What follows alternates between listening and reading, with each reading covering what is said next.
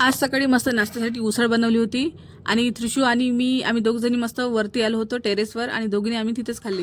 मग नंतर स्वयंपाक वगैरे केला. मी वरण भात भाजी त्रिशू पप्पा आले होते, त्यांना जेवण दिलं, ते जेवण केले आणि चालले गेले. त्रिशू पप्पाने मग हे आणलं होतं पाकेट. याच्यामध्ये काय होतं हे मला बघायचं होतं. तर याच्यामध्ये मग हे मी खोलून बघितलं तर याच्यामध्ये होती हे मशीन.